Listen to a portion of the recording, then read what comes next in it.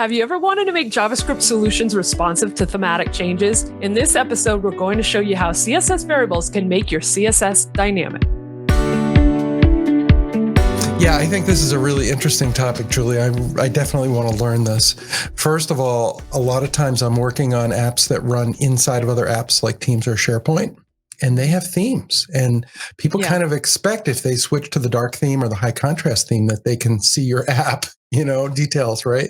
Yeah, and CSS variables are certainly way more powerful than just thematic changes and whatever, but I think this one resonates as a very obvious and simple explanation of where the CSS becomes CSS variables become powerful. And so I thought it was a good example, but you can take them a lot farther than this. So well, that's interesting. The other thing is I remember using SAS and other preprocessors, and while those are great for what they do, you can't easily see the original code in the browser if you're trying to debug your styles, and it requires, a preprocessor step and all this kind of stuff. So will this also get us out of that business as well?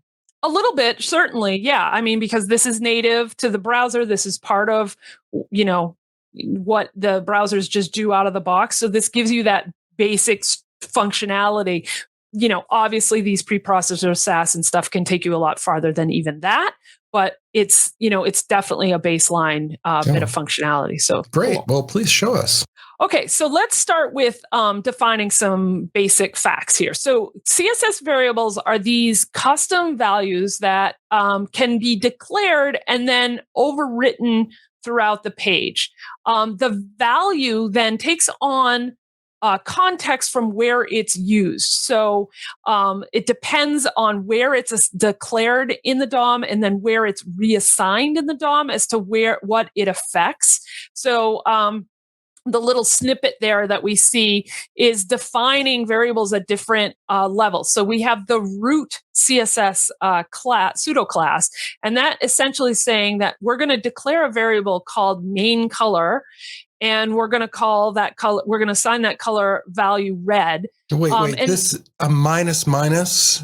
Yes, that's how I think of that as a decrement operator, but that is actually a variable. This is from the language where what I think of as not means important. So it's kind of like everything I remember about programming is gone sideways. Yes, it's absolutely sideways at this point. This is the way that you declare a variable is the -- context.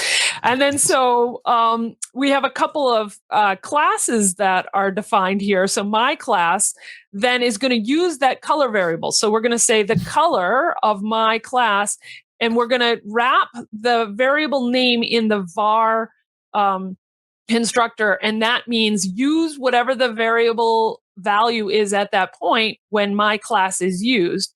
And then additionally, we have an alternate class, you see there, my alternate class, where we can redefine the variable and then again use it or declare additional variables. So that is at the scope in the CSS. We can also do that in the HTML. So let's switch to the demos and then we can see how that works. Oh, that'd be great. All right. So here we are in our browser native demo, and we're starting in the CSS file because I just wanted to, similar to what I just showed on the slides, I want to sort of show that I'm starting out by declaring a CSS variable called main color. I'm making it lawn green, which is a beautiful shade of green, my favorite color, at the root level. And then I've defined a class that I call my class, and I said my class, and then the arrow function means any div underneath my class should you assign the color and use that main color variable. So that's how we're sort of starting things off. Then we're going to move to the HTML. So let me just show how I set this example up. We have that root div that is the output. It is declared by the output ID. And we assign that my class to it. And so if you remember the CSS, it was any div underneath the my class class. And so that means that's going to apply to any one of these three divs here that we're labeling output 1, 2, and 3.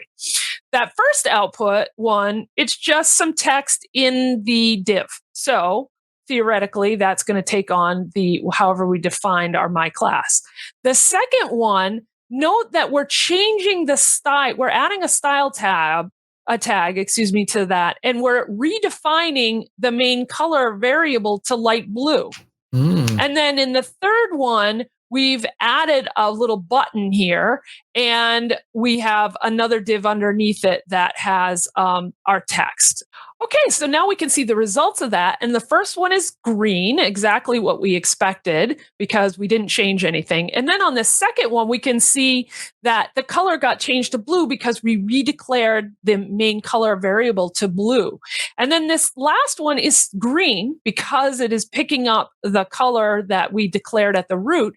But if I click this button, change to pink, it changes the text to pink. And how we're actually doing that, if we go over to our JavaScript, we can see that I'm assigning an event listener to the click event of that button. And then inside of the click event, I'm setting the style attribute and redefining main color to pink.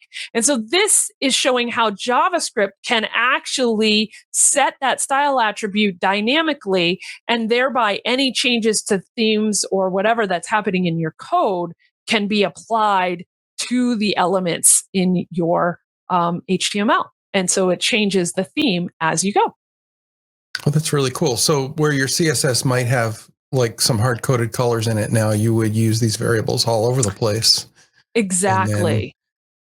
Yeah, so your original definitions would be like your baseline theme, like your default theme, but then you could change the theme even at the root element. Like obviously, if we go back to this HTML, we could have right here in my class, we could have written JavaScript code that puts a style element on that actual thing, and that would override whatever the default colors were across our entire thing. And then you could just reset them at any time that you needed to. That's cool. So I have a question. I'm sure we've all probably seen this or written this web page at some point where the styles are being manipulated in JavaScript and the page appears one way, and then a few milliseconds later, it flips into the theme or whatever. Right. If you know what I mean, because that initial render before the JavaScript takes over. Is there a trick to doing that with this kind of an approach? Well, in the sense that if you were using React or whatever, you'd probably know the style, theme color. You'd want to load the themes that you want to apply before you even do the initial render. So the way that we do that in like the SharePoint framework or Teams or whatever, as we're setting up our initial render, we'd already have fetched our theme colors so that we could apply them at the time of initial render. And you'd still do that with that style tag. Got it. So you could still use the same approach, and just elements that get created later on will just pick up right where you are.